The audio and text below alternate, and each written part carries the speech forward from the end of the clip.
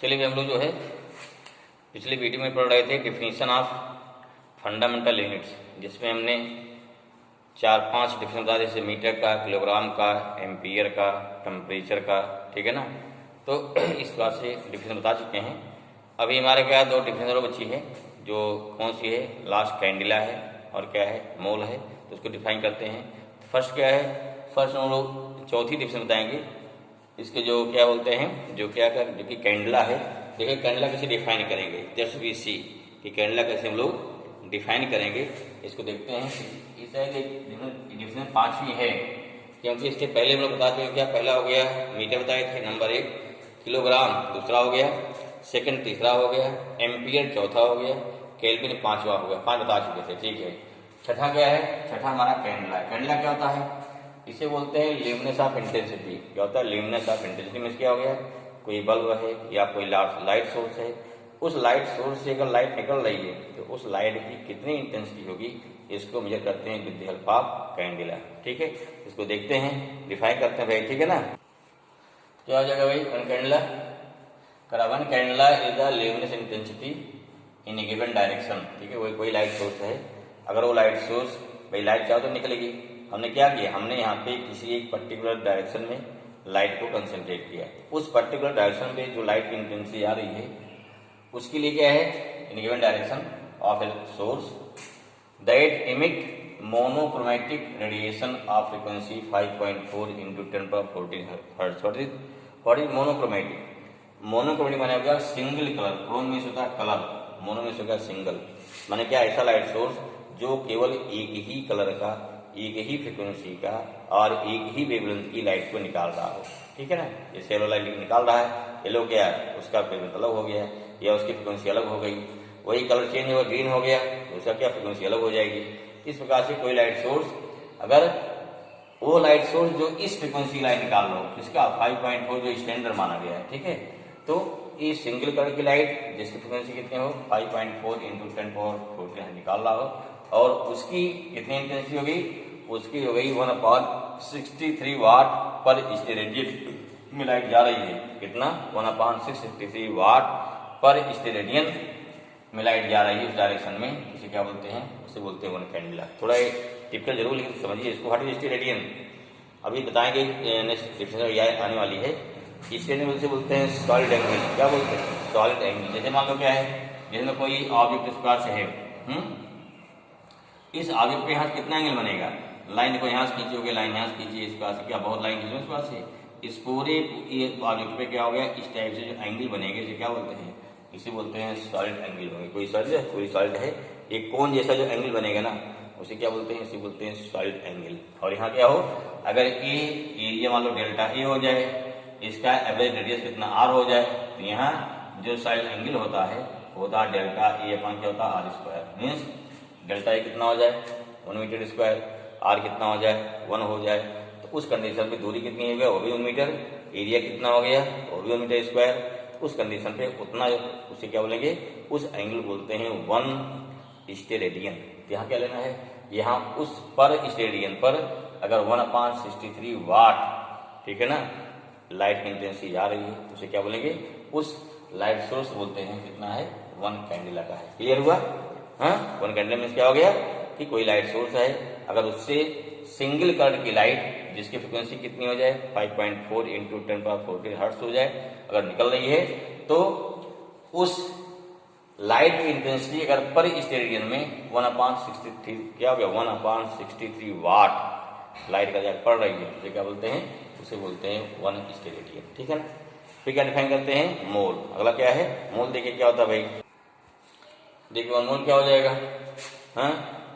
One mole is the amount of substance which contain as many elementary entities. देखिए meaning समझिए, as there are atoms in 0.012 kilogram of carbon 12। What is elementary entities क्या है, देखो यहाँ carbon 12 बोला जा रहा है।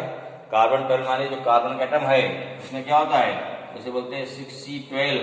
इसका मतलब क्या हुआ, कि कार्बन एटम क्या हो गया, 6 प्रोटॉन हो गया, 6 क्या हो गया, न्यूट्रॉन है, बाकी 6 इलेक्ट्रॉन होता ही है। तो कार्बन का एक एटम जो है the one atom of carbon is known as one elementary entities हो गया। बात समझ में आई? क्लियर हुआ? हाँ, जो कार्बन है, कार्बन का एक एटम जिसमें 6 प्रोटॉन होगा, 6 न्यूट्रॉन होगा एंड 6 इलेक्ट्रॉन होगा, उसे क्या बोलेंगे? One entities. एलिमेंट्री क्यों बोला जा रहा है? कार्बन का एक लीजिए, एक उसका एलिमेंट, ठीक है। तो क्या हो गया? वो क्या हो गया? वो हो गया हमारा एक एटम हो गया। यहाँ क्या कर रहा है? Which contain many as many elementary. कितने हैं भाई? सब्सटेंस में एज मेनी एलिमेंट्री एज जितना भी कार्बन के 0.12 kg में, ठीक है, जितने के कार्बन के 0.012 किलोग्राम में होंगे। अर्थात क्या हो गया? 0.12 किलोग्राम इक्वल टू क्या हो जाएगा? 0.12 इंटू कर दो 1000, कितना आया? 12 ग्राम आ गया। क्या हो गया? 12 ग्राम आ गया। इसका मतलब क्या हुआ? अगर हम कार्बन 12 का अगर कार्बन का हम कितना ले लें? 12 ग्राम लेंगे, तो कार्बन के 12 ग्राम में 12 ग्राम कार्बन में 12 ग्राम कार्बन में, ठीक है, कार्बन के जितने एटम होंगे, that amount of atom is known as क्या हो गया? 1 मोल। अब यहाँ 12 ग्राम क्या भाई हो गया? इसे क्या बोलते हैं? इसे बोलते हैं एटॉमिक मास बोलते हैं। क्या बोलते हैं? Atomic mass of carbon. इससे क्या निकला? इससे निकला कि किसी भी एलिमेंट का जो एटॉमिक मास होगा, उसके एटॉमिक मास के बराबर जो जितने उसमें उसका जो एटॉमिक मास होगा, उस एटॉमिक मास में जितने आपके क्या होंगे? एलिमेंट्री एंटिटीज हो गया था, जितने उसके एटम होंगे, उसे क्या बोलते हैं? उसे बोलते हैं 1 मोल। अब कितने एटम होंगे भाई?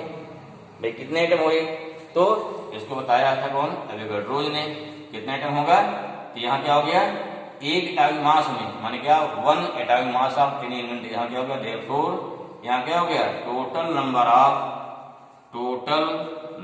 Of atom in 12 gram of carbon कितना आएगा?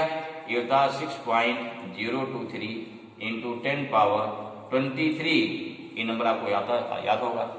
इसे क्या बोलते हैं? इसे बोलते हैं कैपिटल एन बोलते हैं, या इसे क्या बोलते हैं? इसे बोलते हैं एवोगाड्रोज। इसे क्या बोलते हैं? एवोगाड्रोज ना, गैड्रोज नंबर बोलते हैं इसी को ना। अब ये क्लियर हो जाएगी आपको।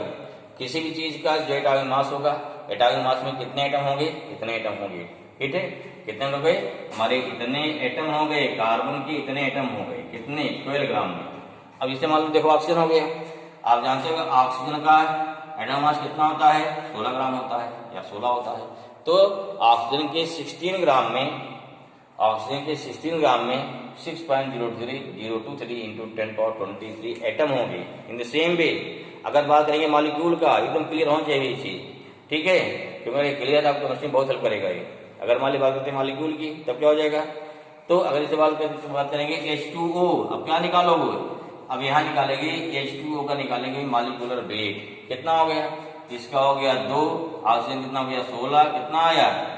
ये आ गया 18 ग्राम आ गया। मीन्स क्या हो गया कि वाटर के क्या हो गया? वाटर के 18 ग्राम, जो 18 ग्राम मास होगा वाटर का, उसमें कितने मॉलिक्यूल होंगे? 6.023 इंटू 10 पावर 23। यहाँ कितना हो गया? वाटर के 18 ग्राम मास में 6.023 इंटू 10 पावर 23 क्या हो गया? इतना मॉलिक्यूल हो जाएगा, ठीक है। दिस मीन्स क्या हो गया? इसे क्या बोलते हैं आप? इसे बोलते हो मॉलिक्यूलर वेट। आपको एकदम क्लियर होना चाहिए what is the meaning of molecular weight. किसी भी चीज का जो मॉलिक्यूलर वेट निकालते हैं, तो उस मॉलिक्यूल के इतने मॉलिक्यूल का वो मास है। किसी चीज का एटम वेट निकालते हो तो इतने मॉलिक्यूल के इतने एटम का मास है। जैसे क्या बोल दिया जाए? अगर बोल दिया जाए कि नाइट्रोजन के क्या हो गया? 14 ग्राम का मास कितना हो गया, या 14 ग्राम में कितने एटम होंगे? इतने एटम हो जाएंगे। वहीं अगर N2 मॉलिक्यूल हो गया ना, N2 मॉलिक्यूल हो गया, तो 28 ग्राम N2 में इतने मॉलिक्यूल होंगे। क्लियर?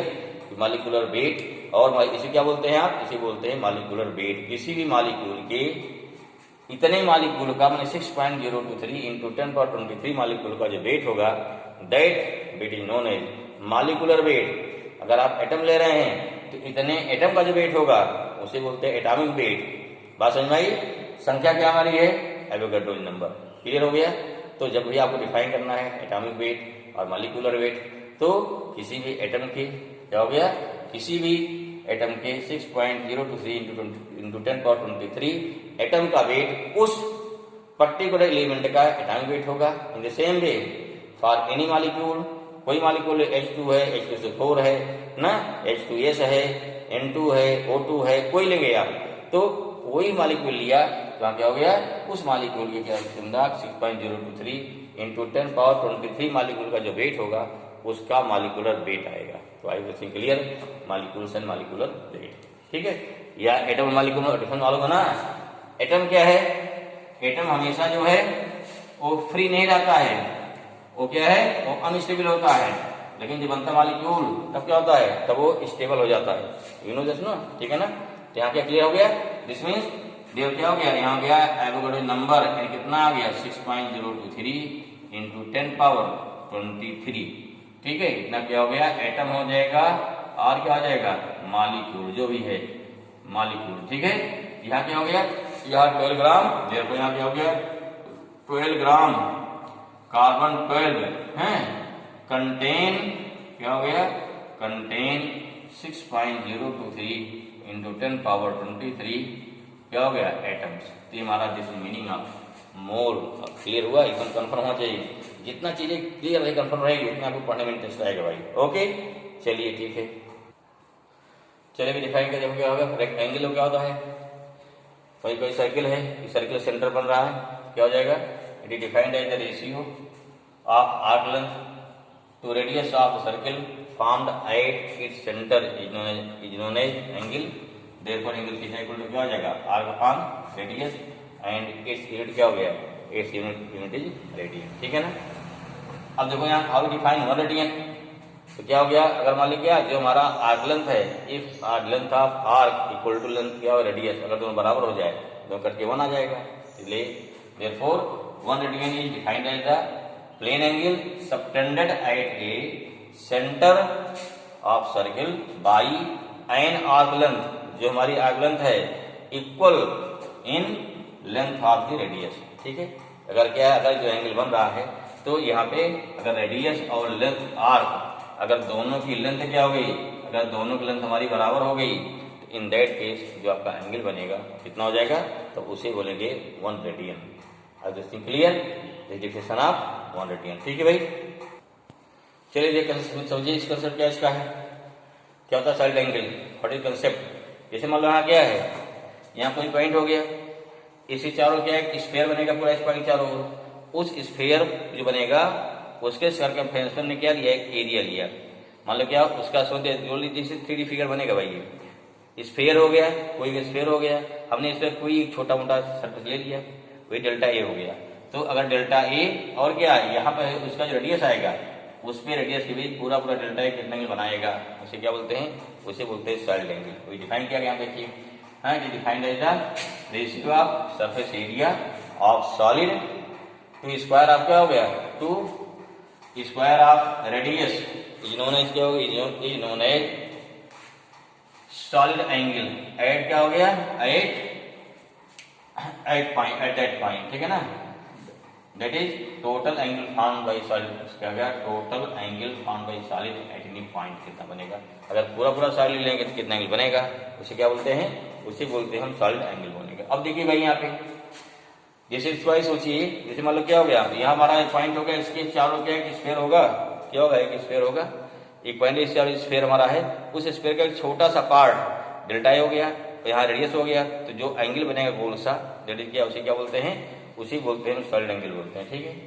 अब डिफाइन करना 1 स्टेरेडियन क्या हो जाएगा, तो इसकी यूनिट क्या होती है, स्टेरेडियन। हाउ डिफाइन, तो it is defined as the solid angle subtended at the centre of sphere to be a surface of sphere equal to, sir क्या हो गया, तो सरफेस एरिया कर सकते हो, या सरफेस कह लो कि सरफेस एरिया ऑफ स्फीयर, क्या लिख दिया यहाँ पे, सरफेस एरिया ऑफ स्फीयर। ठीक है, इक्वल टू, हाँ दिया तो है सरफेस, यहाँ दिया ना surface equal in area to that a square having each side equal to radius of that sphere. और सिंपली क्या हो गया, 1 इज रेडियन है delta A by R square, अर्थात ने सरफेस एरिया लिया अपन क्या किया रेडियस उसका स्क्वायर किया। अगर दोनों वैल्यू इक्वल हो जाएगी उसे क्या बोलते हैं, उसे बोलेंगे one side angle. In this way total side angle found at any point. अब पूरा स्फीयर की एरिया कितनी बार हो जाएगी भाई, हो जाएगा 4 पाई आर स्क्वायर अपन क्या आर स्क्वायर कितना हो गया यहाँ पे, जो 4 पाई। किसी पॉइंट पर टोटल कितना एंगल बनता है, जो टोटल एंगल बनता है कितना होता है, वो होता है 4 पाई आर स्क्वायर, सॉरी 4 पाई होता है। और इसी प्रकार से अगर मान लेते हैं क्या total angle found at any point कितना होता है 2 पाई होता है, क्योंकि वहां क्या हो गया टोटल आर कितना हो जाएगा 2 पाई आर, अपन क्या आर कर देंगे। तो ये होता है कॉन्सेप्ट इसके लिए एंगल एंड क्या साइड एंगल, इसे क्या बोलते हैं, इसे बोलते हैं सप्लीमेंट्री यूनिट्स। ओके चलिए भाई ठीक आगे बढ़ते हैं फिर।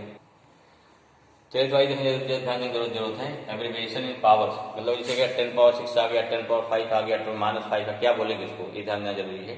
ठीक इसी पावर अगर लेंथ में से आप लेंथ मीटर में कर रहे हैं, किलोग्राम या ग्राम, किलोग्राम मीटर लीटर जो भी यूज कर रहे हैं, तो उसमें अगर पावर आए क्या करेंगे, जैसे मान लीजिए 10 पावर 1 आ गया इसे बोलते हैं डेका, 10 पावर 2 100 इसे बोलते हैं हेक्टो, 10 पावर 3 क्या बोलते हैं किलोमीटर ना, ध्यान है 1 किलोमीटर कितना होता है 10 पावर 3 मीटर होता है। ठीक है, अच्छा 10 पावर 6 क्या बोलेंगे मेगा, 10 पावर 9 क्या बोलते हैं गीगा। ये सारी इसके एब्रिविएशन है, शॉर्ट फॉर्म है कि के हो गया, एम हो गया, जी हो गया। 10 पावर 10 क्या बोलते हैं टेरा, टी हो गया। 10 पावर 15 करता पेटा, पी हो गया। 10 पावर 18 एक्सा, ई हो गया। ऐसे जब बात करेंगे स्मॉलर यूनिट की तो क्या होता है 10 पावर -1 डेसी हो जाएगा, 10 पावर -2 सेंटी हो जाएगा, 10 पावर -3 मिली हो जाएगा, 10 पावर -6 क्या बोलते हैं माइक्रो, यहाँ करेंगे माइक्रोमीटर। ठीक है, ये बोल दिया माइक्रोमीटर, क्या करेंगे 10 पावर -6 जान लीजिए। ठीक है, या शॉर्ट फॉर्म क्या बोलते हैं, इसे बोलते हैं शॉर्ट फॉर्म बोलते हैं, इसे बोलते हैं माइक्रॉन, क्या बोलेंगे माइक्रॉन बोलते हैं। 10 पावर -9 इसे बोलते हैं नैनो बोलते हैं, कहीं भी आ जाए जैसे दिया नैनो सेकंड क्या हो जाएगा 10 पावर -9 सेकंड हो जाएगा। फिर क्या 10 -10 इसे बोलते हैं एंगस्ट्रॉम बोलते हैं। ठीक है, स्पेशली कहाँ होता है मीटर के लिए, कहाँ होता है ये मीटर में होता था कि 10 -12 क्या हो गया पीको, 10 -15 क्या हो जाता है इसे बोलते हैं फेमटो या स्मॉलेस्ट हो जाएगा। ऐसे 10 -16 क्या हो जाएगा ऑटो हो जाएगा। ठीक है, तो इसका यूज करना जरूरी। जैसे मान लो क्या बोल दिया गया, जैसे बोल दिया गया 1 एंगस्ट्रॉम कितना हो जाएगा, ये फिक्स है भाई मीटर, आपको मतलब angstrom is use only for metre में क्या है, this is the it is the क्या हो गया smaller unit of length only.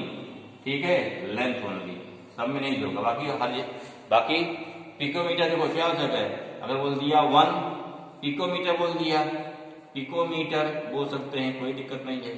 1 pico second बोल सकते हैं, 1 पिको क्या बोल दिया सेकंड बोल दिया, दोनों सही है ना। कितना हो जाएगा 10 पावर माइनस पिको 12 मीटर हो गया, यहाँ 10 -12 क्या हो गया सेकंड हो गया। जैसे बोल दिया 1 नैनो सेकंड क्या हो जाएगा, क्या बोल दिया 1 नैनो सेकंड, नैनो सेकंड कितना हो गया 10 पावर -9 सेकंड आ गया, 10 -9 कितना हो गया सेकंड आ गया। ठीक है, जो वाइब्रेशन होते हैं मॉलिक्यूल्स के और सबके कितना होता है नैनो सेकंड में। आजकल आप सुन रहे होंगे, आज चल रही बहुत फास्ट, जिसे बोलते हैं नैनो टेक्नोलॉजी। ठीक है, जो आपके ICC बहुत सब बन रहे हैं तो वहाँ क्या सब इस पे आ गए हैं नैनो टेक्नोलॉजी पे। ठीक, और nano technology not only physics, हर क्षेत्र में काम कर रहा है, जैसे एग्रीकल्चर में और सब में। ठीक है, ठीक, तो कई जगह आर्किटेक्चर में भी इसका हर जगह यूज रहा है, क्योंकि यहाँ मॉलिक्यूल के स्ट्रक्चर को देख करके उसमें क्या हम चेंज कर सकें। ठीक है, तो आज चेंज करके उसमें कोई नई प्रजाति पैदा कर दी जा रही है। तो नैनो माने क्या हो, क्योंकि नैनो टेक्नोलॉजी नैनो रेंज में एंगस्ट्रॉम रेंज में क्या होता है साइज ऑफ एटम होता है। ठीक है, हम एटम के साइज पे जाकर के फिर क्या उस पर नई नई चीजें खोजी जा रही है। ठीक है, ऐसे क्या पिको सेकंड पिकोमीटर या पिको सेकंड हो गया। फेमटो इसे बोलते हैं फेमटो या बोलते हैं जगह माने क्या हो गया फेमटो का क्या होता है भाई, देखिए जैसे फेमटो माने क्या 10 पावर 15, अगर बोल दिया 1 FM इसे बोलते हैं क्या, बोलते हैं फर्मी मीटर, जो कितना हो गया -10 पावर 15 मीटर हो जाएगा। अगर 1 FS बोल दिया तब क्या हो गया, इसे बोलोगे फेमटो सेकंड हो गया तो -15 सेकंड हो जाएगा। ठीक है, इस प्रकार से क्या हो गया, जैसे जो यहाँ पे आगे यूनिट कर दी जाएगी उसके अनुसार वो सेकंड है, मीटर है, लीटर है, जो भी रहेगा, ग्राम है, तो उसका वेट या उसका मास वो डिपेंड करता है। अब देखिए कुछ चीजें बहुत छोटी पॉसिबल ही नहीं है, ठीक है। आप फेमटोग्राम लेंगे, ठीक, फेमटोग्राम क्या है, पॉसिबल बहुत छोटा होगा, पॉसिबल ही नहीं है, लेकिन फेमटोसेकंड पॉसिबल है, ठीक है। एफएम पॉसिबल है किसका, न्यूक्लियस ऑफ क्या होता है, क्या हो गया, रेडियस ऑफ न्यूक्लियस, किसी न्यूक्लियस की रेडियस होती है किसमें होती है, वो फर्मी मीटर में या एटम होती है। एंगस्ट्रॉम क्या होता है, एंगस्ट्रॉम 10⁻⁻10 मीटर में एटम की रेडियस होती है, ठीक है। अब सोचिए अगर एटम की रेडियस कितना हो गया, 10⁻⁻10 के रेंज में है, और कितना हो गया 10⁻15 रेंज में हो गया, कितना इसमें 10⁻5। इसका मतलब क्या हुआ, जो हमारा एटम है वो न्यूक्लियस से 10⁻5 टाइम्स बड़ा है, 1,00,000 गुना बड़ा है। सोचिए न्यूक्लियस कितना छोटा होता होगा, और उस न्यूक्लियस, सोचिए एटम कितना छोटा है जिसको हम देख ही नहीं सकते हैं, और उस एटम से उसका 1,00,000वां भाग क्या हमारा है, न्यूक्लियस है, और उस न्यूक्लियस में बहुत सारे प्रोटॉन, बहुत सारे न्यूट्रॉन रहते हैं, ठीक है। जैसे बात करते हैं क्या है, अगर बात करिए आप यूरेनियम का, जब सोचिए यूरेनियम का क्या होता है, यहाँ से गया यूरेनियम 98 238 मान दे दिया स्क्वायर, सपोज दैट यहाँ क्या हो गया, इसमें 98 प्रोटॉन हो गया, और 238 माइनस 98 का कितना आ जाएगा, हमारे क्या हो जाएगा, इतने न्यूट्रॉन हो जाएंगे। सोचिए इतने प्रोटॉन न्यूट्रॉन कैसे उस छोटे से जगह में रहते हैं, रहते हैं, मानना पड़ेगा, ठीक है।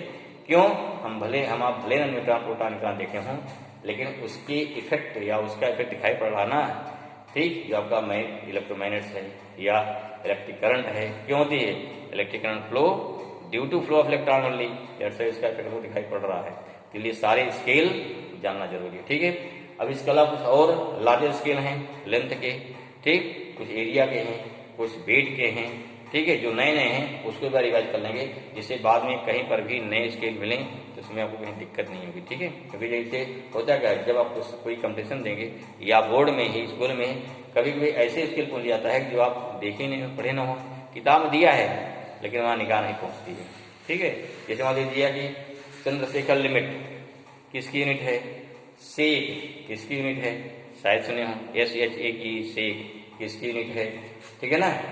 लाइट ईयर किसकी यूनिट है, पारसेक, होता है पारसेक होता है, क्योंकि सेक माने हो गया सेकंड, क्या होता है, टाइम की यूनिट है, जबकि होता है पारसेक किसकी होती है, ये होती है डिस्टेंस यूनिट। तो हम डिफाइन करेंगे, समझेंगे, आई होप है एंजॉय करेंगे, समझ में आ रहा ना भाई, ठीक है।